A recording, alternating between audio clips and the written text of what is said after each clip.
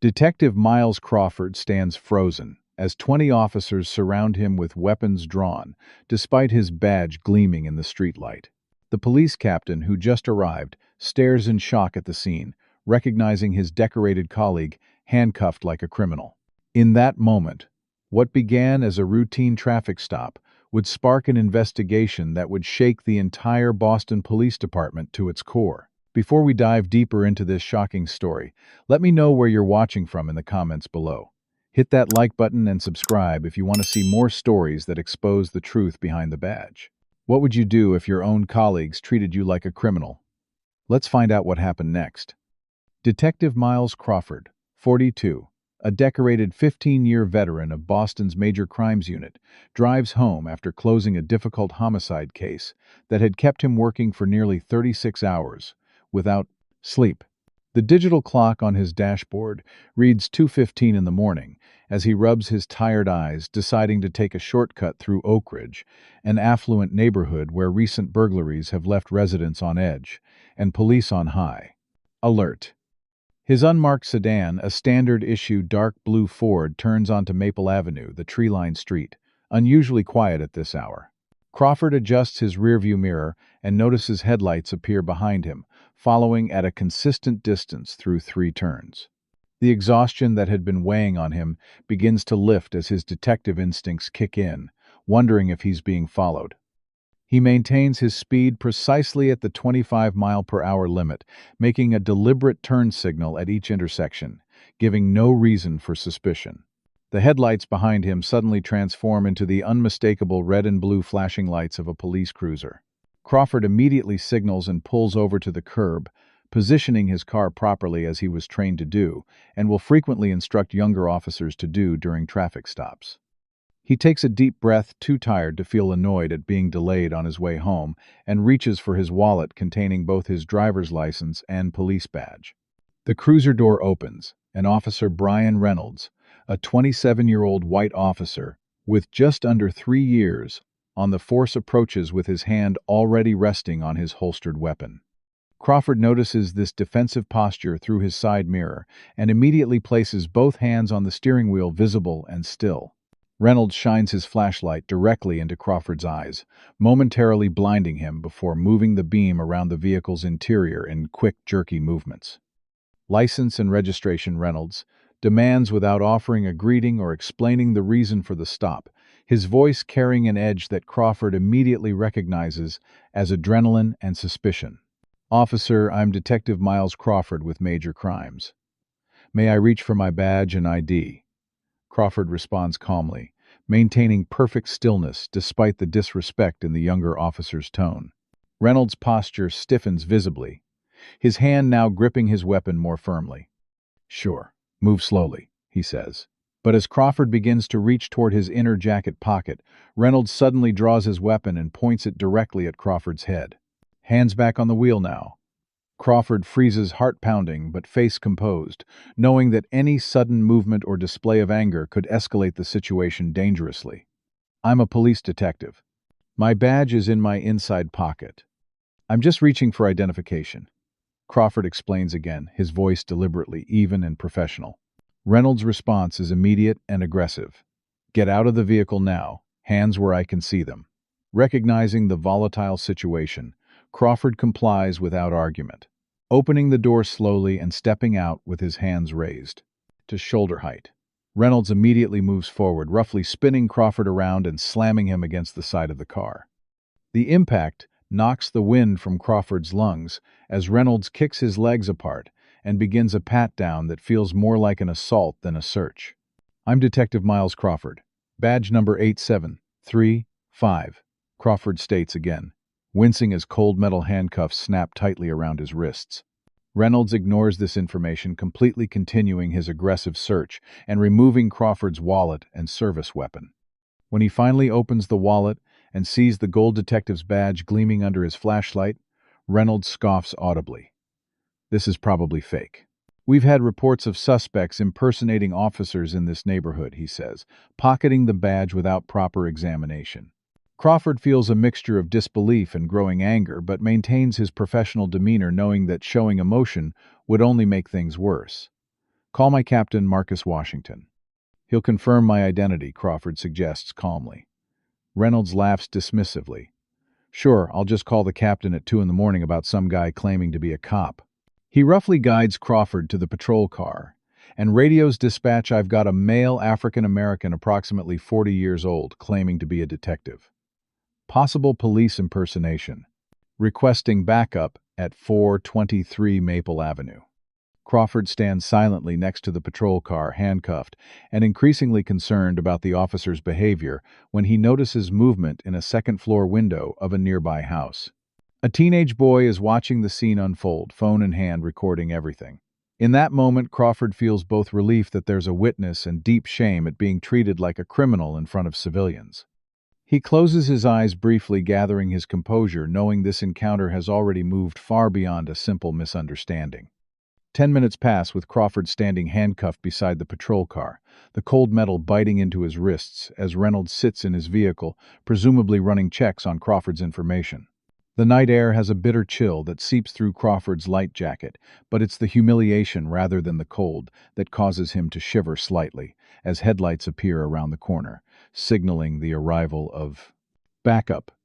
2 officers emerge from the newly arrived cruiser, Officer Jason Miller, a stocky white man about Reynolds' age, with a military-style buzz cut, and Officer Samantha Davis, a younger woman with straight brown hair, pulled back in a brown regulation bun. Her expression guarded but observant. "What have we got?" Miller asks Reynolds, not even glancing at Crawford as if he were an object rather than a person. Reynolds steps closer to his colleagues, lowering his voice, but not enough to prevent Crawford from hearing. "This guy claims he's a detective with major crimes. Says his name is Crawford. Found a badge and a service weapon on him, but you know those can be faked or stolen. He was driving slowly through the neighborhood, matches the description of that burglar hitting the area." Davis looks over at Crawford, her eyes narrowing slightly as she takes in his professional attire, calm demeanor, and the way he stands, not like a criminal, but like someone familiar with police procedure. "Did you run his name through the system?" she asks Reynolds, who shrugs dismissively. "System's running slow tonight. Besides, if he stole a real cop's ID, that wouldn't help anyway." Crawford clears his throat, addressing the officers with the same measured tone he uses when interviewing reluctant witnesses. "Officers, I understand you're doing your jobs, but this is a misunderstanding. I'm Detective Miles Crawford with the Major Crimes Unit. I was heading home after closing the Riverside homicide case. If you call Captain Washington or check with dispatch, they can confirm my identity." Miller steps toward Crawford, aggressively invading his personal space. "You sure talk like a cop, I'll give you that. But the real question is why a detective would be creeping through this neighborhood at 2 in the morning." Crawford keeps his expression neutral despite the growing frustration. "I was taking a shortcut home after a 36-hour shift. I live on the other side of Pinewood Park." Davis steps closer to Crawford's vehicle, peering inside with her flashlight, then walks back to her colleagues. "There are case files on the passenger seat," she says quietly to Reynolds. "They have department watermarks." Reynolds shakes his head stubbornly. "Could be stolen or printed. This guy could have broken into the station for all we know." Crawford watches as Davis's expression shifts subtly, doubt creeping in, as she notices details the other officers are choosing to ignore: the quality of his clothes, his professional demeanor, the specialized detective's badge wallet that differs from standard issue. "Reynolds, can I talk to you for a second?" she asks, moving a few steps away. Crawford can't hear their conversation, but Reynolds' body language becomes increasingly defensive, while Davis appears to be asking pointed questions. Meanwhile, Miller begins searching Crawford's car without consent, rifling through the case files and personal items in the glove compartment. Officer Crawford calls out firmly, "You don't have probable cause to search my vehicle. Those are active case files containing sensitive information." Miller ignores him completely, continuing his search with deliberate slowness, a small smile playing at the corner of his mouth as if enjoying Crawford's powerlessness to stop him. Crawford notices more lights coming on in the surrounding houses, curious residents drawn to their windows and porches by the unusual police activity. He counts at least 4 people with phones out recording the scene, and feels a complicated mixture of emotions: embarrassment at being seen, handcuffed relief at having witnesses, and professional concern about civilian recordings of a police operation. The teenage boy, who had been filming from his window, has now moved to his front yard, keeping a safe distance but capturing everything with his smartphone held high. Reynolds returns from his conversation with Davis, his face flushed with what appears to be anger or embarrassment. "Your story doesn't add up," he tells Crawford. "If you're really a detective, why didn't you identify yourself immediately?" Crawford maintains his composure with effort.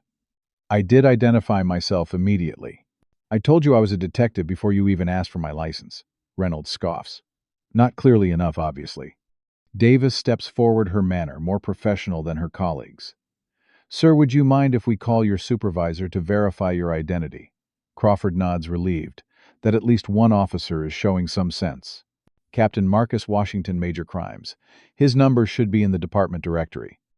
Davis walks back to her patrol car, presumably to make the call, while Reynolds and Miller confer in low voices, occasionally glancing at Crawford with expressions that range from suspicion to something that looks uncomfortably like satisfaction. Crawford notices that the teenager filming has moved closer, close enough that Crawford can now see his features. Clearly, Asian American, perhaps 16 or 17, wearing a Harvard sweatshirt. The boy gives Crawford a small nod, a gesture of solidarity that provides unexpected comfort. More neighbors have emerged onto their porches or driveways, most keeping a cautious distance but watching intently.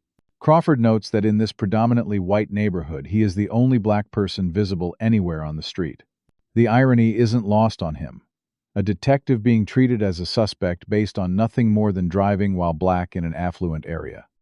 As the minutes tick by, Crawford begins mentally documenting every procedural violation occurring: the lack of probable cause for the stop, the excessive force during his detainment, the illegal search of his vehicle, the refusal to verify his identity promptly. This is no longer just about his own dignity, but about exposing systemic problems within the department he's served loyally for 15 years. The realization settles over him like a heavy weight, transforming his personal humiliation into something more significant, a potential catalyst for change if he chooses to pursue it. He straightens his shoulders as much as the handcuffs allow, preparing himself for whatever comes next. Captain Marcus Washington sits at his desk in the near-empty Major Crimes Unit, the fluorescent lights casting harsh shadows across his face as he reviews Crawford's meticulously documented case notes on the Riverside homicide.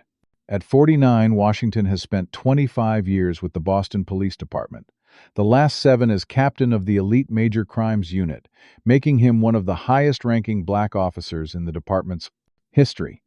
His phone vibrates on the desk, displaying a text notification from dispatch inquiry about Det Crawford's status. Identity from Officer Davis at Maple Ave scene. Washington frowns, immediately sensing something amiss. Crawford should have been home hours ago after closing the case. Washington tries calling Crawford's cell phone but receives no answer, then opens the department's GPS tracking system to locate his detective's phone. The blinking dot appears on Maple Avenue in Oak Ridge stationary for the past 20 minutes. Washington grabs his keys and jacket, a knot of concern tightening in his stomach as he hurries toward the elevator. Meanwhile, at the scene, the tension continues to build as Officer Davis returns from her patrol car with a conflicted expression. Dispatch confirms there is a Detective Miles Crawford with Major Crimes, she says carefully, looking between Reynolds and the handcuffed detective. Reynolds shakes his head stubbornly, unwilling to admit his mistake. That doesn't mean this is him. Could be an impersonator who knows the real Crawford's details. Crawford exhales slowly, frustration, threatening to crack his professional veneer. "Officer Reynolds, my department ID is in the wallet you took. My fingerprints and photo are in the system. There are multiple ways to verify my identity, if you'd simply make the effort." Reynolds steps closer, his voice dropping to a near whisper. "Listen, I don't care what fancy ID you have. I know what I saw, a suspicious vehicle circling an upscale neighborhood where it doesn't belong. The implication hangs in the air, unmistakable and ugly." Crawford meets Reynolds' gaze, steadily refusing to be intimidated despite the handcuffs restraining him. "Why don't you just say what you mean, officer? The real issue isn't any suspicious behavior. It's that you saw a black man driving in Oak Ridge." Reynolds' face flushes red, but before he can respond, Davis interrupts. We should remove the handcuffs while we sort this out. If he is Detective Crawford, this is highly inappropriate. Reynolds turns on her with surprising hostility. We follow procedure, Davis. Until we've absolutely confirmed his identity, he stays restrained. That's how we stay safe. Miller returns from searching Crawford's car, holding a manila folder. Found his case files. Got the department watermark, but that doesn't prove anything. Crawford notices the teenager who's been filming has somehow managed to position himself even closer, now standing near a tree, about 20 feet away. The boy is no longer just filming. He appears to be live streaming, occasionally glancing at comments on his screen. More patrol cars are arriving, attracted by the unusual amount of radio chatter about a potential police impersonator. Crawford watches with growing disbelief as what began as a simple traffic stop transforms into something resembling a major incident response. Reynolds seems to feed off the expanding police presence, his posture becoming more self-important as he explains the situation to each newly arrived officer, carefully framing the narrative to justify his actions. The suspect was driving erratically. Crawford hears him tell one officer a complete fabrication that makes his blood boil. Seemed possibly intoxicated, Reynolds adds to another, layering lies upon lies. Crawford realizes with cold clarity that Reynolds is actively creating a false record to protect himself, knowing that once enough officers hear and possibly document these claims, they become part of the official narrative difficult to claims packet. Disprove later. Do you believe officers should be held accountable when they lie about the reasons for a traffic stop? Comment number 1. If you think there should be severe consequences for officers who falsify reports, or number 2, if you think police should have some leeway in high-pressure situations. Hit that like button if you're following this story closely, and subscribe to see more exposés on justice in America. What would you do if you were in Crawford's position right now? Would you stay calm or lose your cool? Let's see what happens when Captain Washington arrives on the scene. A new patrol car arrives, this one with supervisor markings, and Sergeant Frank Cooper emerges, a veteran officer in his 50s with salt and pepper hair and a perpetually serious expression. Cooper immediately recognizes the unusual scale of the response for what should be a routine stop and approaches Reynolds with a questioning look. What's the situation here, Reynolds? Reynolds straightens, clearly deferential to his direct supervisor, possible police impersonator Sergeant. Subject claims to be Detective Crawford for major crimes, but we're still verifying. Cooper looks past Reynolds to where Crawford stands handcuffed, taking in his appearance with a practiced eye. Recognition flickers across his face, followed by alarm. That is Detective Crawford, he says quietly, but Reynolds shakes his head. With respect, Sergeant, we haven't confirmed that yet. The subject matches the description of Cooper, cuts him off with a sharp gesture. I've worked with Detective Crawford on multiple joint operations, Reynolds. I know who he is. The certainty in Cooper's voice creates a momentary pause in the activity around them, officers exchanging uncertain glances as the implications sink in. Reynolds' expression cycles rapidly through disbelief, doubt, and the first hints of dismay as he realizes he may have made a serious error. Before Cooper can give further instructions, another vehicle pulls up, an unmarked department SUV that Crawford immediately recognizes as Captain Washington's SUV. The atmosphere among the gathered officers shifts palpably as Washington exits his vehicle, his commanding presence, and the authority of his rank immediately changing the dynamic. Washington surveys the scene with a mixture of disbelief and cold anger, his gaze moving from the growing crowd of neighbors with phones raised to the cluster of patrol cars with flashing lights to Crawford, standing handcuffed beside a cruiser. His expression hardens as he walks directly toward his detective officers, parting before him like water. Detective Crawford, he says, his calm voice carrying easily in the sudden quiet that has fallen over the scene. Would you like to explain why one of my best investigators is standing handcuffed on a residential street at 3 a.m? The question is clearly rhetorical. Washington's gaze already shifting to Reynolds, who seems to physically shrink under the captain's scrutiny. The expression on Washington's face makes it abundantly clear that Officer Brian Reynolds has just made what might be the most significant mistake of his career. Remove those handcuffs immediately. Captain Washington orders his voice, carrying the quiet intensity that has made even veteran detectives straighten in their seats during tense briefings.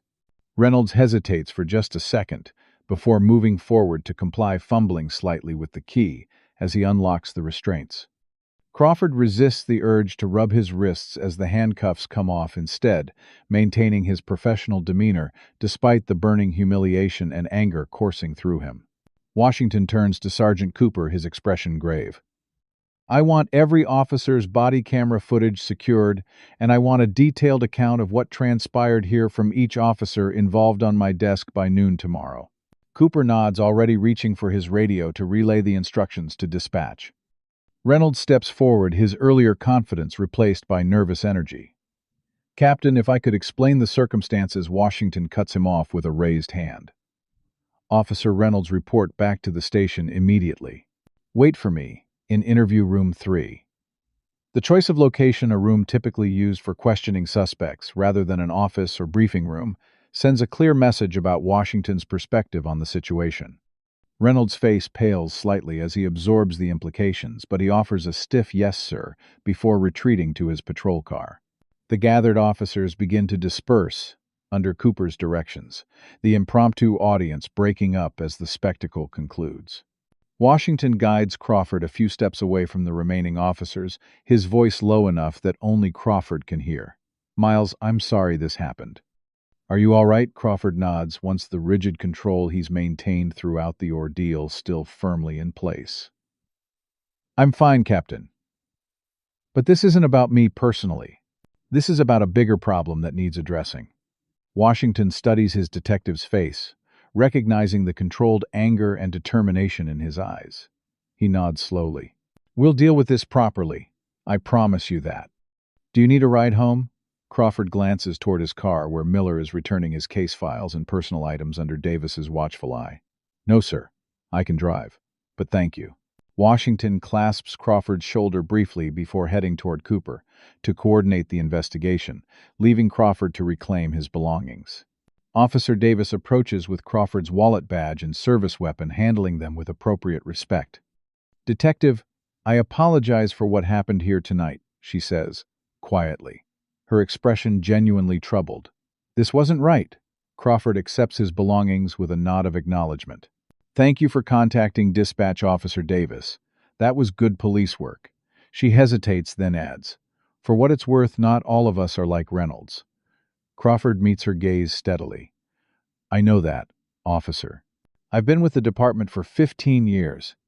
The question is, what do the good officers do when they see the bad ones in action?" He leaves her with that thought as he walks back to his car, aware of the teenager who had been filming now watching him with curious eyes. Crawford gives the boy a small nod of thanks before getting into his vehicle, the weight of the night's events settling heavily on his shoulders as he finally drives home. 30 minutes later, Crawford pulls into his driveway, the modest colonial house dark, except for a single light burning in the front room. He sits in his car for a long moment, gathering his composure before facing his family. When he finally enters, he finds his wife Aisha waiting up for him, her laptop open on the coffee table, a legal brief half completed beside her. Aisha Crawford, a prominent civil rights attorney with the Boston Legal Aid Society, takes one look at her husband's face and knows something is wrong. "Miles, what happened?" she asks, rising from the couch. Before Crawford can answer, their 16-year-old daughter Zoe appears at the top of the stairs, her expression a mixture of relief and distress. "Dad, are you okay? We saw the video." Crawford freezes, confusion washing over him. "What video?" Aisha gestures to her laptop, where a social media page displays a live stream video with thousands of views. The thumbnail image clearly shows Crawford standing handcuffed beside a police cruiser. "It's all over social media," Aisha explains, her attorney's mind already calculating implications. "A teenager named Tyler Chen was live streaming the whole thing. It went viral about 20 minutes ago." Crawford sinks onto the couch, suddenly exhausted, as the adrenaline that has sustained him begins to ebb. He watches a few seconds of the video, seeing himself through the lens of a stranger's camera, handcuffed and surrounded by officers who should be his colleagues. The comments, scrolling beside the video, range from outrage to support to the inevitable racist trolling. Zoe sits beside him, her young face troubled. "Dad, how could they do that to you? You're a police officer." The hurt and confusion in her voice strikes Crawford deeper than any humiliation he felt during the actual incident. This is his daughter trying to reconcile her father's profession with the treatment he received, trying to make sense of a world where such contradictions exist. Aisha, ever the attorney, is already in analytical mode. "Miles, this is a clear case of racial profiling, false arrest, and violation of departmental procedures. The department will try to sweep it under the rug, but with this video evidence..." Crawford raises a hand, not ready to think about legal strategies yet. "Aisha, please. I need a minute to process this." She nods understanding immediately and sits on his other side, taking his hand in silent support. For several minutes, the family sits together in the quiet living room. The only sound, the occasional ping of notifications from Aisha's laptop as the video continues to spread. Crawford struggles with the complex emotions washing through him: professional embarrassment, personal humiliation, anger at Reynolds, disappointment in the department he served loyally, and deeper concerns about what this means for his career and family. As a detective, Crawford has always believed in the system's ability to correct itself when problems arise. As a black man in America, he has experienced enough to know that such corrections are neither automatic nor guaranteed. He finds himself in the impossible position of being both the enforcer of a system and its victim, straddling a divide that feels increasingly unbridgeable. After a while, Crawford's phone begins to ring with calls from colleagues who have seen the video. Some offer genuine support and outrage on his behalf, while others seem to call out of professional obligation rather than true concern. Crawford notices which of his fellow officers remain conspicuously silent, mental notes that reveal the fault lines within the department he thought he knew so well. By morning, the story has exploded across local and national media. Crawford's face appears on every news channel, commentators debating the implications of a black detective being profiled by officers from his own department. The police commissioner issues a carefully worded statement describing the incident as a regrettable misunderstanding and promising a thorough investigation. Social media hashtags multiply: number detective in handcuffs, number badge doesn't matter, number driving while black. Crawford watches it all unfold with a growing sense that what happened on Maple Avenue wasn't just a personal indignity, but a moment that might force long overdue conversations within the Boston Police Department and beyond. Aisha finds him in the kitchen at dawn, staring into a cup of coffee gone cold. "What are you going to do?" she asks simply. Crawford looks up at his wife, 15 years of partnership, allowing her to read the decision in his eyes before he speaks. "What I always do," he answers. "Follow the evidence wherever it leads." 3 days after the incident, Crawford returns to the Major Crimes Unit. The familiar bullpen of desks and caseboards, a stark contrast to the surreal experience on Maple Avenue. He feels the weight of eyes following him as he walks to his desk, the usual morning banter noticeably subdued. Some colleagues approach with awkward expressions of support, others become intensely focused on their computer screens, avoiding eye contact entirely. His partner for the past 3 years, Detective Sandra Mercer, meets him with a coffee and a simple statement: "That was some bullshit, Miles. I'm glad you're okay." Her straightforward acknowledgement is refreshing amid the strained atmosphere. Captain Washington calls Crawford into his office mid-morning, closing the door for privacy. Reynolds has been placed on administrative leave, pending the internal investigation. He informs Crawford, his expression troubled. But his union representative is already pushing back hard, claiming he followed proper procedure given the circumstances. Crawford absorbs this information without surprise.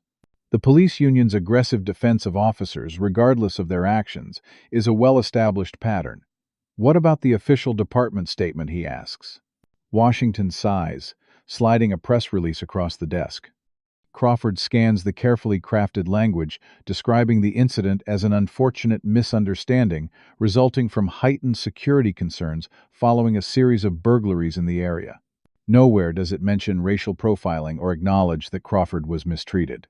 "This is whitewashing," Crawford says, quietly pushing the paper back across the desk. Washington doesn't disagree. "Politics, Miles. The commissioner doesn't want this to become a referendum on departmental racism.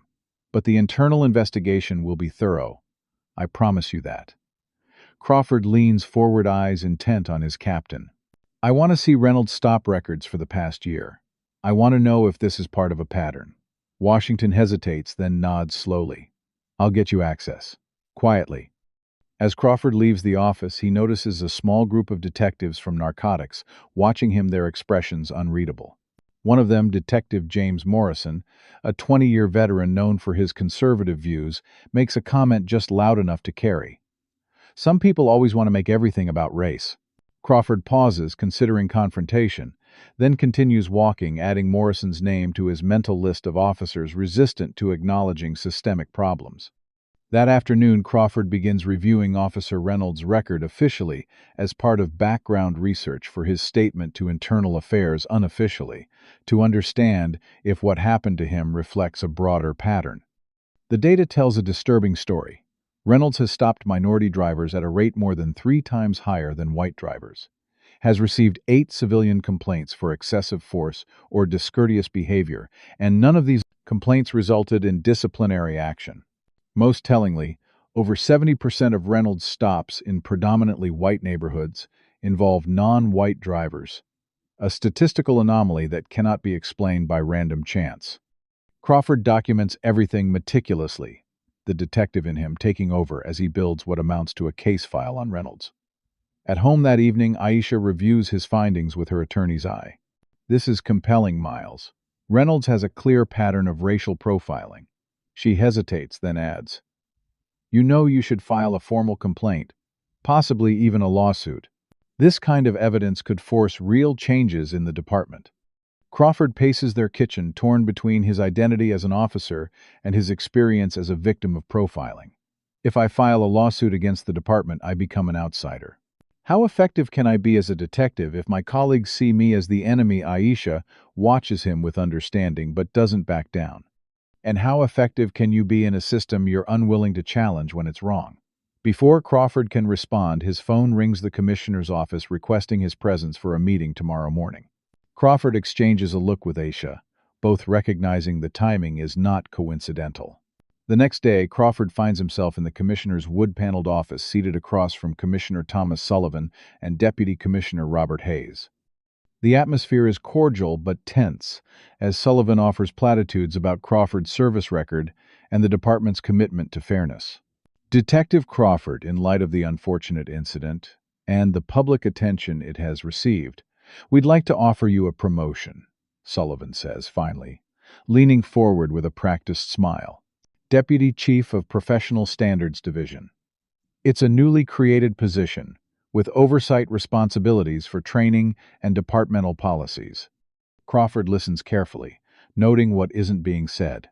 And this position would remove me from active investigations, correct? Keep me behind a desk during this controversy. Sullivan's smile falters slightly. It would leverage your experience in a more administrative capacity. Yes, we think your perspective would be valuable in shaping departmental practices going forward. Crawford recognizes the offer for what it is, a way to silence him with a promotion, to make him part of the system that protects itself, rather than the voice challenging it. I appreciate the offer, Commissioner, but I'll need time to consider it. Sullivan's expression hardens almost imperceptibly. Of course. But I should mention that the department's preliminary review suggests Officer Reynolds followed appropriate protocols given the circumstances. The confusion about your identity was unfortunate but understandable. The message is clear. The system is already closing ranks, preparing its defense.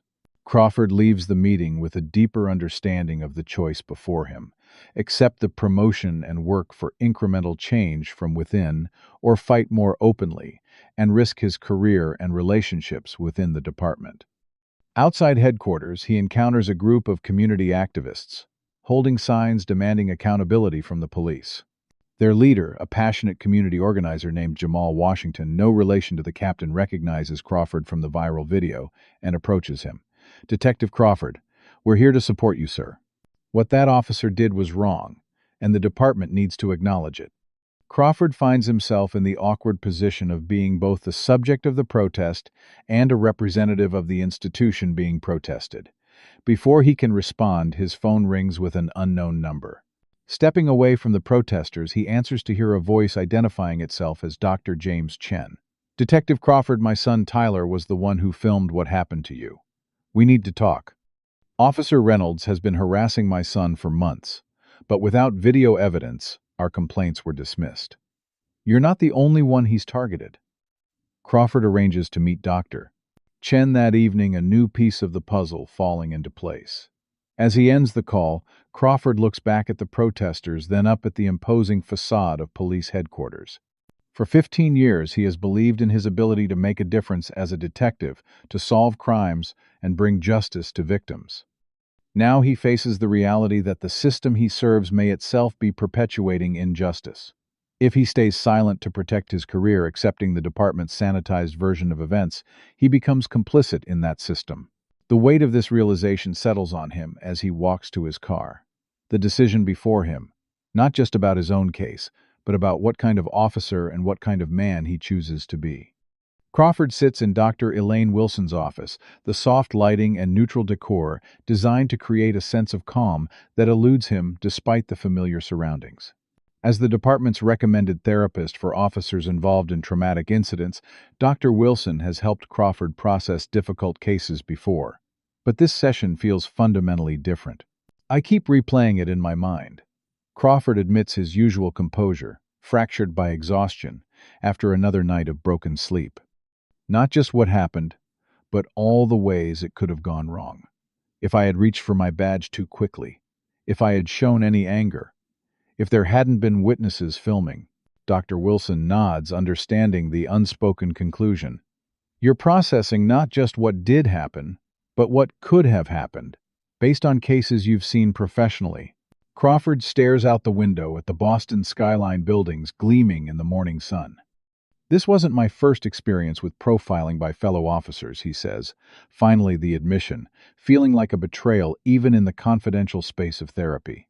5 years ago, I was pulled over in Brookline uniform in my back seat, heading home after a shift. The officer approached with his hand on his weapon, just like Reynolds. When I identified myself as an officer, he immediately backed off, apologized, let me go. I filed a report about the incident. Dr. Wilson makes a note. What happened with that report? Crawford's laugh holds no humor. It disappeared into the bureaucratic void. My captain at the time, not Washington, suggested it was a misunderstanding and that pursuing it would create unnecessary tension. He leans forward, the memory sharpening his focus. I let it go because I thought it was an isolated incident.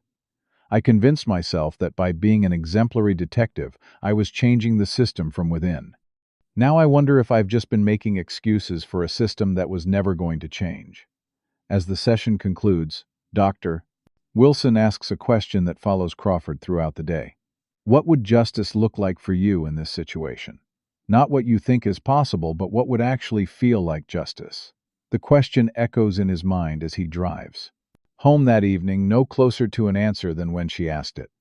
At home, Crawford finds the atmosphere strained in ways that cut deeper than his professional concerns. Zoe, usually eager to share details about school and friends, has become withdrawn, responding to his questions with monosyllabic answers before retreating to her room. When he finally confronts her about the change, her response lands like a physical blow. How can you still be a cop after what they did to you? She demands, years of teenage restraint crumbling in an instant. I used to be proud telling people my dad's a detective. Now my friends are sharing that video asking if that's really you in handcuffs, and I don't know what to say anymore. Crawford struggles to find words that might bridge the sudden chasm between them. Zoe, what happened was wrong, but there are good officers too. Captain Washington. Officer Davis. Zoe cuts him off, her young face fierce with conviction. But the good cops didn't stop it from happening, did they? And now the department is saying it was just a misunderstanding. They're lying about what everyone can see in the video. Her words strike uncomfortably close to Crawford's own private thoughts, making it harder to offer the reassurance a father should provide. I'm fighting to change things, Zoe, but systems don't change overnight. She looks at him with a mixture of disappointment and challenge that only a teenager can perfect. Maybe they don't change because people keep making excuses for them. She leaves him standing in the hallway, her door closing with deliberate quietness more effective than any slam. Later that night, Crawford finds himself at the dining room table surrounded by case files, not current investigations, but his own cases from the past decade. He reviews arrest reports, charging documents, and testimonies, with new eyes questioning whether his own biases might have affected his work. Did he ever dismiss a black suspect's explanation too quickly? Did he give white witnesses more credibility than they deserved? The questions are uncomfortable but necessary part of the reckoning, forced upon him by Reynolds's pre-HA actions and the department's response. Aisha finds him there at 2 in the morning, papers spread across the table, his expression troubled in the dim light. "Miles, you need to sleep," she says gently, placing a hand on his shoulder. "Reviewing every case you've ever worked won't change what happened." Crawford looks up at his wife, the weight of his doubts visible in his eyes. "What if I've been part of the problem all along, Aisha?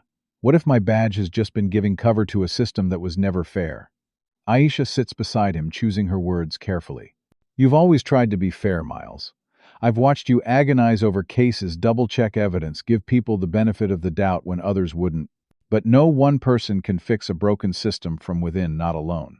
The next morning brings new challenges at work. Crawford notices he's been excluded from the morning briefing, only learning about it when he sees other detectives returning to their desks. His partner Mercer pulls him aside with concern. "Washington didn't tell you about the briefing. That's not like him." Crawford's cases are being reassigned without explanation. His input on ongoing investigations politely but firmly declined. The isolation strategy is subtle, but effective, creating a professional limbo where he's neither suspended nor fully active. Detective Grace Sullivan, a longtime colleague who has worked with Crawford on numerous cases, finds a moment to speak with him privately in the evidence room. "Miles, people are talking," she admits, her discomfort evident. "Some officers consider you a threat to the Brotherhood now. They think you should have handled the Reynolds situation internally instead of letting it become public." Crawford looks at her incredulously. "I didn't let anything become public. I was handcuffed on a public street while a teenager live-streamed it. What exactly was I supposed to do differently?" Grace shifts uncomfortably. "I'm just telling you what people are saying. There's a feeling that you're not being a team player by pursuing this." Crawford feels a surge of anger he rarely allows himself to express professionally. "A team player, Reynolds violated my civil rights, humiliated me in public, and the department is more concerned about protecting him than addressing what he did wrong." What kind of team are we running here, Grace? Have you ever been in a situation where standing up for what's right made you the outsider? Comment number 1 if you believe integrity matters more than popularity, or number 2 if you think sometimes it's better to pick your battles. Hit that like button if you're still following Crawford's struggle, and subscribe to see how this story concludes. Do you think Crawford should continue fighting within the system or take more drastic action? The challenges keep mounting as Crawford discovers that Officer Reynolds has begun giving exclusive interviews to sympathetic media outlets, portraying himself as a dedicated officer being sacrificed to political correctness. "I was following protocol to protect the community," Reynolds tells one interviewer, his expression earnest and practiced.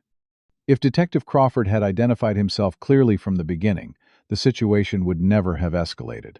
The police union launches a public defense campaign supporting Reynolds, subtly painting Crawford as an officer who played the race card for personal gain rather than addressing legitimate security concerns.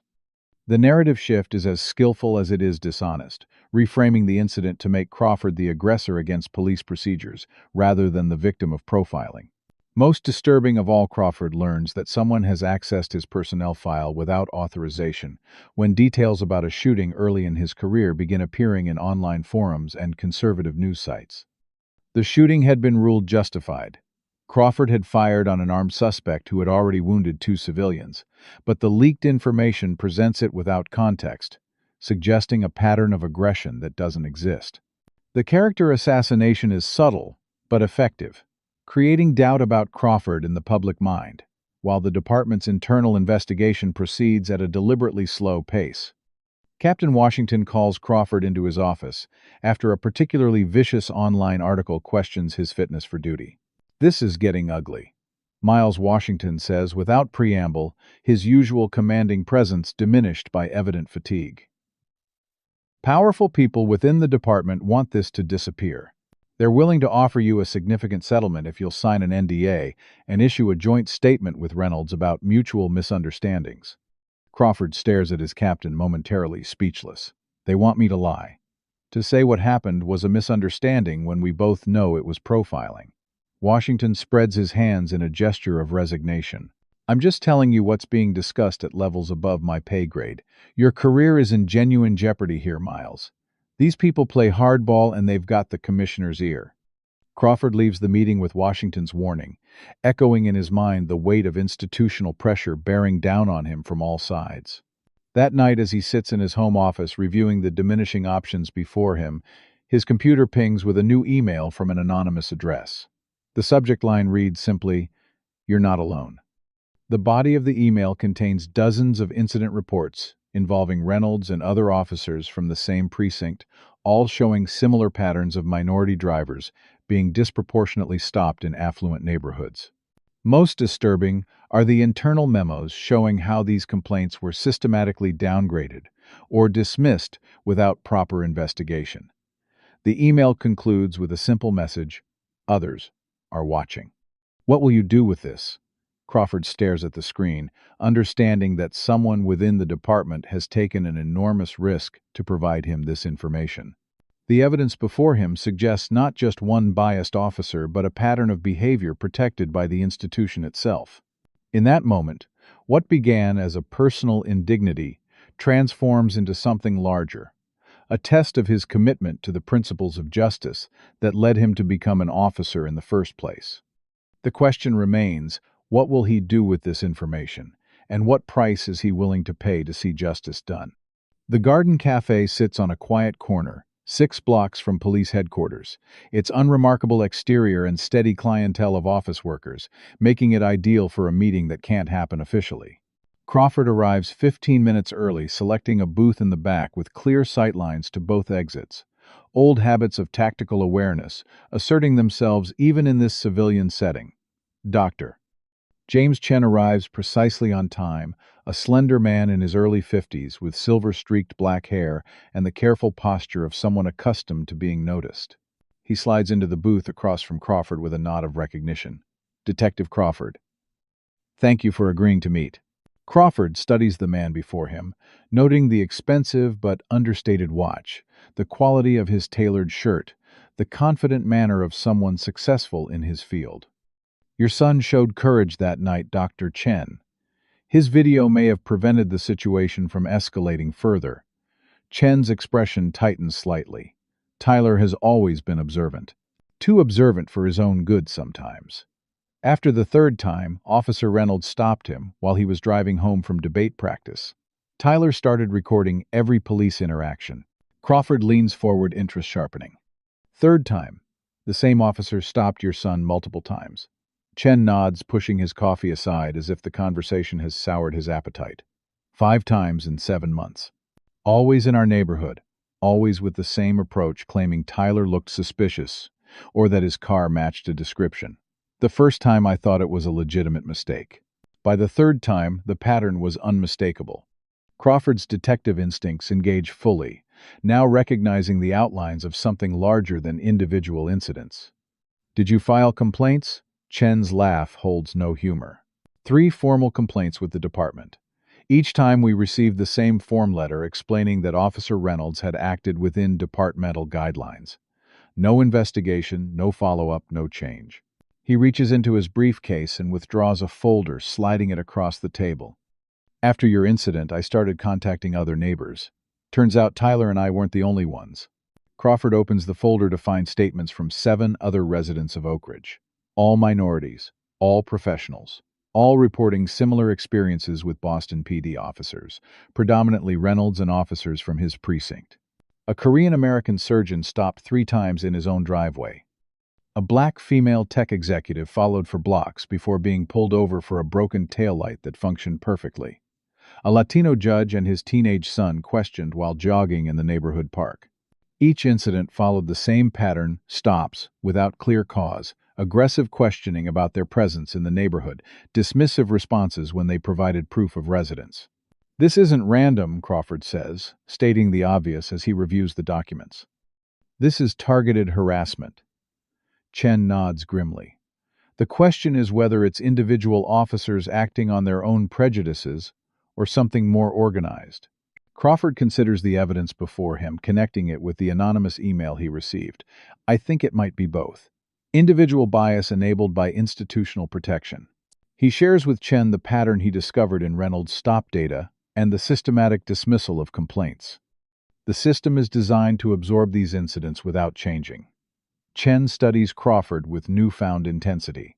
So what are you going to do about it, detective? You're in a unique position, both a victim of this harassment and an officer with access to the system from within. Before Crawford can answer, his phone buzzes with a text from a number he doesn't recognize. Need to talk about Reynolds. Not over phone. Parking garage, level 3 BPD headquarters. 7 p.m. tonight. Come alone. Crawford shows the message to Chen, who raises an eyebrow. Cryptic. Could be helpful. Could be a trap. Crawford nods, the same thoughts having crossed his mind. I'm going to find out which. That evening, Crawford approaches the meeting with caution, arriving early to survey the nearly empty parking level before positioning himself with clear escape routes. At precisely 7, Officer Samantha Davis emerges from the stairwell, glancing nervously over her shoulder before approaching. Thank you for coming, she says, her voice barely above a whisper despite the deserted garage. I've been documenting things: misconduct, procedural violations, patterns in stops and arrests. Reynolds isn't acting alone.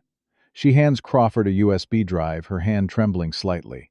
Reynolds belongs to a group within the department. They call themselves the Guardians. Mostly officers from the same academy class, mostly working the same affluent districts. They see themselves as protecting certain neighborhoods from outsiders. Crawford pockets the drive, processing this new information. How organized are they? Davis shakes her head. Not like a formal organization with meetings. More like an understanding, a shared approach. They back each other up, cover for each other, make sure complaints disappear. Some supervisors are involved too, which is why nothing ever sticks. Her expression hardens with resolve despite her evident fear. What happened to you was wrong, detective. It's been happening to civilians for years, but they targeted a fellow officer this time. That crosses a line even for them. As Davis departs, Crawford realizes he's uncovered something far more significant than one biased officer, a network of like-minded individuals using their authority to enforce an unofficial form of segregation protected by a system designed to preserve itself rather than serve justice. Later that night, Crawford meets with an old academy classmate now working for the FBI's Civil Rights Division. Special Agent Marcus Harris listens to Crawford's findings without interruption, his expression growing increasingly grave. We've been monitoring the Boston PD for potential pattern or practice violations, Harris admits when Crawford finishes. But we've lacked solid evidence and credible witnesses from inside the department. What you're describing could be the foundation for a federal investigation. Crawford weighs his next words carefully, understanding their implications. I'm willing to provide evidence and testimony, but I need assurances that the other officers who've come forward will be protected. Harris nods solemnly. We can arrange that. But Crawford, you need to understand, once you take this step, there's no going back. The department will close ranks. Friends will become strangers. Your career as you've known it will be over. Crawford thinks of Zoe's disappointed face, of Aisha's unwavering support of Dr. Chen and the other residents living under systematic harassment of Officer Davis, risking her career to do what's right. Maybe that career needs to end, he says. Finally, if continuing, it means being complicit in injustice. The next day brings new complications, as Captain Washington calls Crawford into his office, closing the door with unusual care. Washington looks more tired than Crawford has ever seen him, the weight of 30 years in the department etched in the lines around his eyes. The commissioner is planning to close the internal investigation with minimal findings, he says, without preamble. Reynolds will receive a letter of reprimand for procedural errors, but no serious discipline. They're calling it a training issue, not a bias incident. Crawford isn't surprised, but the confirmation still stings. And you're okay with that? Captain Washington's expression hardens. You know damn well I'm not okay with it. But I'm being told in no uncertain terms that pursuing this further will end my career. 25 years of service thrown away if I push back. The personal cost of integrity hangs in the air, between them unspoken but palpable. I've got 3 years until retirement, Miles. 3 years until my full pension. They know exactly where to apply pressure. Crawford understands the impossible position his captain faces. A black officer who rose through the ranks, facing discrimination at every step, now forced to choose between his life's work and his conscience. "I respect whatever decision you make," Captain Crawford says, finally. "But I need you to know that I can't accept this outcome. I have to follow this through, whatever the consequences." Washington studies him for a long moment, then nods once, a gesture of respect, if not agreement. "Be careful, Miles. These people play hardball." That night, Crawford receives a threatening phone call from a blocked number, a voice disguised by electronic distortion, warning him to accept the official finding or face consequences. Simultaneously, he learns that Tyler Chen's live stream video is being systematically reported and removed from social media platforms, suggesting a coordinated effort to erase the evidence of what happened. The intimidation tactics only strengthen Crawford's resolve, confirming that he's uncovered something powerful forces want to remain hidden. As he reviews the evidence accumulated from multiple sources, Officer Davis's documentation, Dr. Chen's neighbor statements, the anonymous email data, his own research into Reynolds' stop patterns, a comprehensive picture emerges of systematic discrimination operating within the protection of institutional indifference. This is no longer about one traffic stop or one biased officer, but about a network that has been operating unchecked for years, reaching into the highest levels of the department and city government. Crawford realizes that what began as a personal humiliation has become a potential catalyst for long overdue change if he has the courage to see it through. The question is no longer whether he will act, but how far he's willing to go in pursuit of justice and what he's prepared to sacrifice along the way. Crawford sits rigidly in a leather chair facing the imposing mahogany desk of Commissioner Sullivan, the expansive windows behind the commissioner offering a panoramic view of Boston that seems to emphasize the power dynamics at play. Deputy Commissioner Hayes stands nearby, his expression carefully neutral, while Union Representative Michael Donovan occupies the chair beside Crawford, his presence supposedly supportive but feeling more like surveillance. Detective Crawford Commissioner Sullivan begins his tone professionally sympathetic, in a way that immediately puts Crawford on alert. "We've completed our internal investigation into the incident involving Officer Reynolds." He slides a folder across the desk, continuing before Crawford can open it. The investigation concludes that while there were some procedural irregularities, Officer Reynolds acted within departmental guidelines given the suspicious circumstances. Crawford feels a surge of disbelief, despite having anticipated this outcome. "Suspicious circumstances? I was driving home from work." What exactly was suspicious about that? Sullivan's expression hardens slightly at the challenge. "The neighborhood had experienced multiple burglaries. Your vehicle was observed driving slowly through residential streets at an unusual hour. These factors justified initial contact under our community policing guidelines." Crawford opens the folder, scanning the sanitized conclusions that bear little resemblance to what actually occurred. Every aspect of Reynolds' behavior has been rationalized or minimized, while Crawford's actions are subtly questioned. Why didn't he identify himself more clearly? Why was he driving through that neighborhood? Why did he reach for his pocket without explicit permission? The narrative has been completely reframed to protect the department rather than acknowledge the truth. "This is fiction," Crawford says finally, closing the folder with deliberate care. "We all know what really happened, and it's not reflected in this report." Donovan, the union representative, clears his throat meaningfully. "Detective Crawford, the department is prepared to be generous in resolving this unfortunate situation." He withdraws a document from his briefcase, placing it on the desk with practiced precision.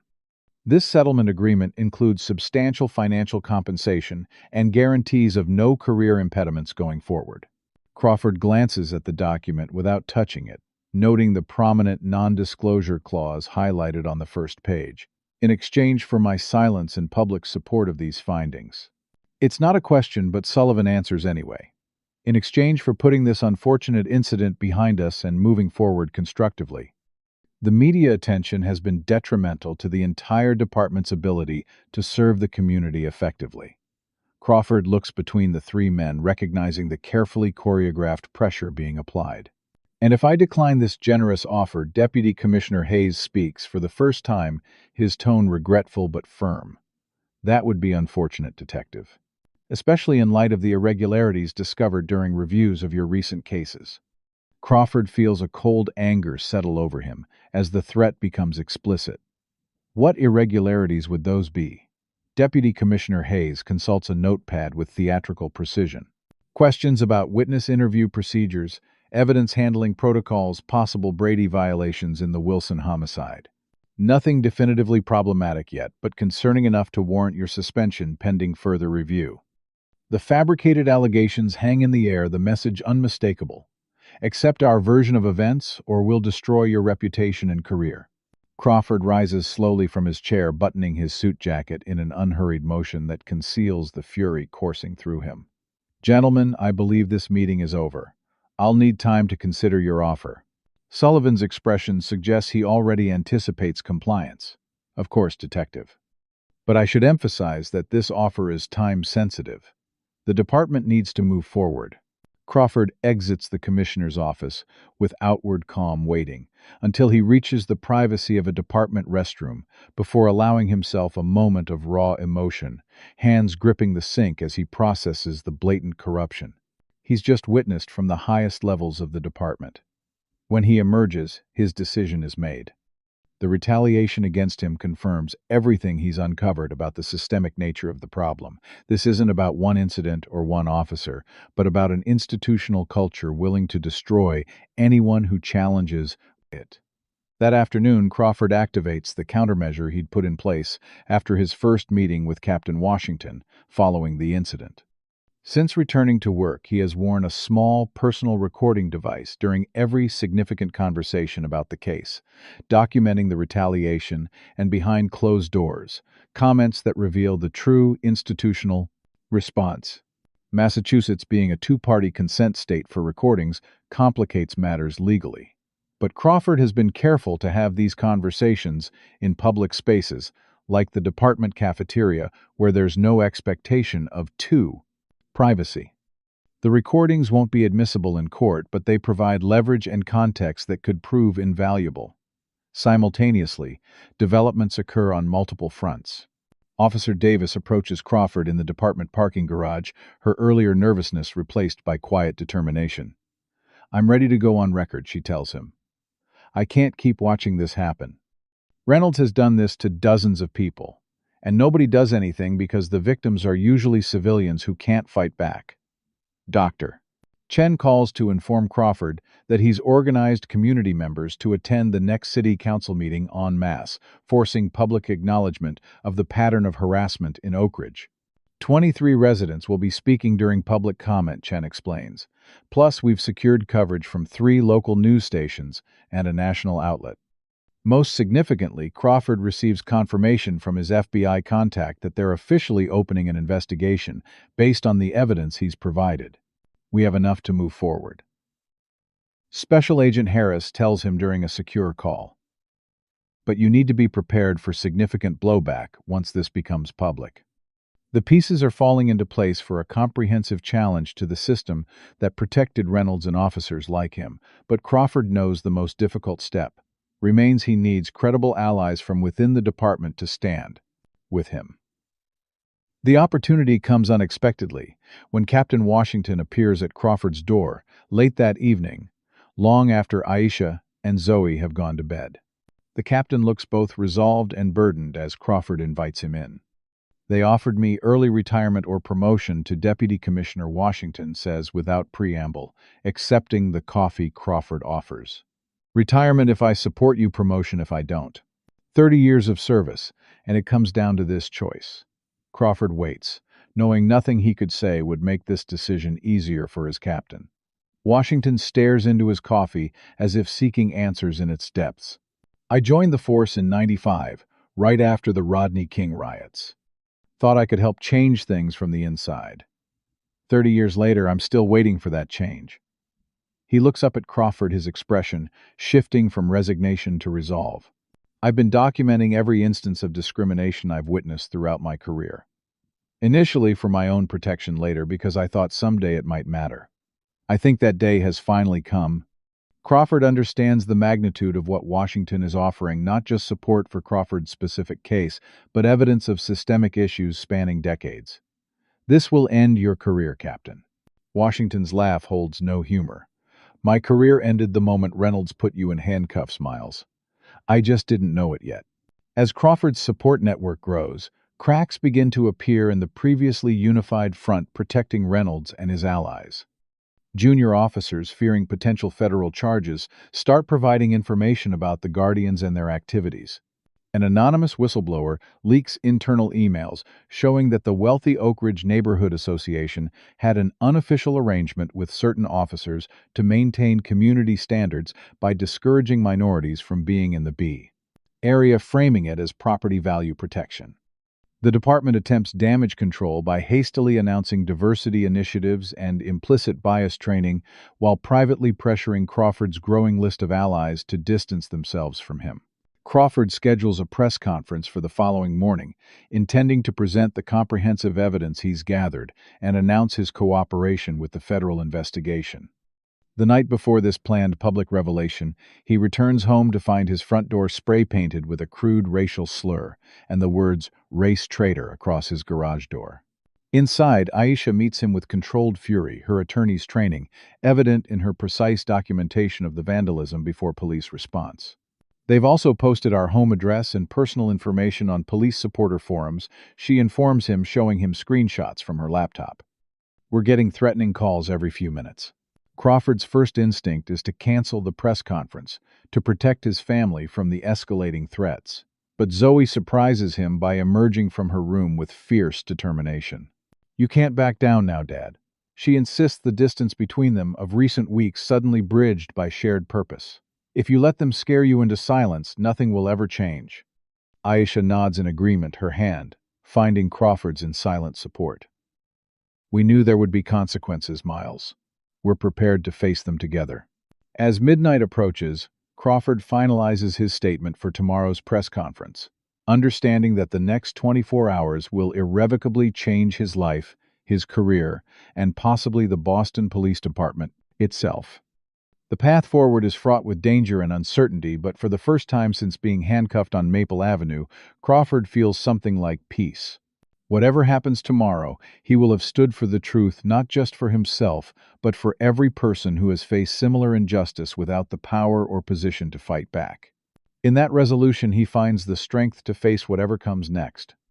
The media room at the Boston Convention Center buzzes with anticipation cameras and microphones positioned to capture what most reporters believe will be a standard settlement announcement in the case that social media has dubbed "Number Detective in Handcuffs." Crawford stands backstage, straightening his tie, as Aisha reviews his prepared statement one final time. Are you absolutely certain about this? She asks, her expression conveying both pride and concern. Once you start, there's no turning back. Crawford nods, more certain than he's been about anything in his career, I'm sure. The packed room falls silent as Crawford approaches the podium, flanked by Dr. Chen, Officer Davis, and most surprisingly to the assembled press, Captain Washington in full dress uniform. Crawford places his prepared statement on the podium, but doesn't immediately read from it, instead surveying the room of reporters and cameras with calm determination. 3 weeks ago, I was handcuffed on Maple Avenue for what Officer Brian Reynolds described as suspicious behavior. That behavior, as video evidence clearly shows, was simply driving home after completing a homicide. Investigation. What happened to me that night was not a misunderstanding or a procedural error. It was racial profiling, plain and simple. Crawford pauses, letting the blunt assessment hang in the air before continuing. What I didn't know then was that my experience was part of a pattern affecting dozens of citizens in certain Boston neighborhoods. Today I'm presenting comprehensive evidence of systematic discrimination within specific units of the Boston Police Department. For the next 20 minutes, Crawford methodically outlines the evidence gathered from multiple sources. Statistical analysis of traffic stops showing racial disparities, documented patterns of complaints being dismissed without investigation. Internal communications, revealing unofficial policies of heightened scrutiny in affluent neighborhoods.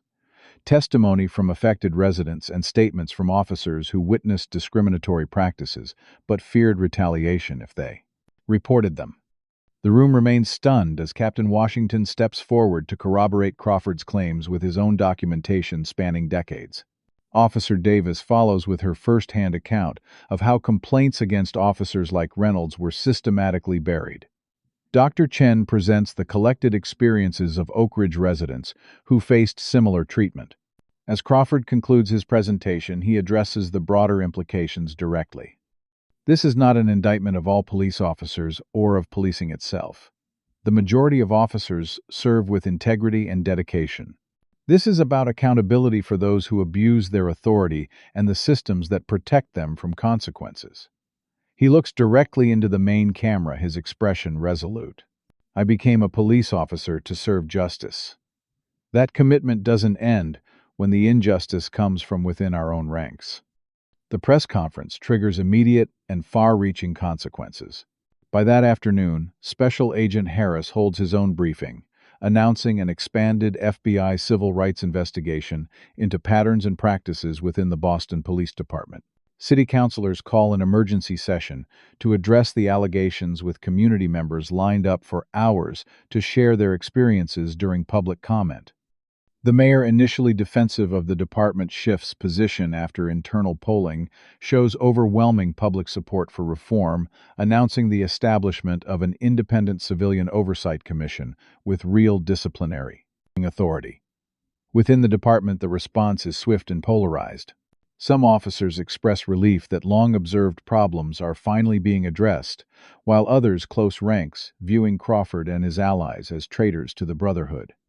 Reynolds and several senior officers implicated in the cover-up are placed on administrative leave, pending criminal investigations for civil rights violations, evidence tampering, and obstruction of justice. The police union initially maintains aggressive support for Reynolds, but backs off as evidence mounts and public opinion solidifies against officers who abuse their authority. The investigation expands beyond individual officers to examine institutional failures, revealing that the neighborhood association's collusion with police resulted in documented civil rights violations. Association board members face resignations and civil penalties, while affluent residents who benefited from the discriminatory practices are forced to confront uncomfortable truths about their community's values. Crawford declines the department's hastily increased settlement offers, instead filing a class action lawsuit alongside community members who experienced similar treatment. The lawsuit seeks not only damages but specific policy changes and enforcement mechanisms to prevent future abuses. 6 months after the press conference, the landscape of policing in Boston has begun a painful but necessary transformation. The Department of Justice enters into a consent decree with the city mandating specific reforms with federal oversight. New leadership takes over key positions within the department, with emphasis on accountability and community engagement. Training protocols are redesigned with input from affected communities and civil rights experts.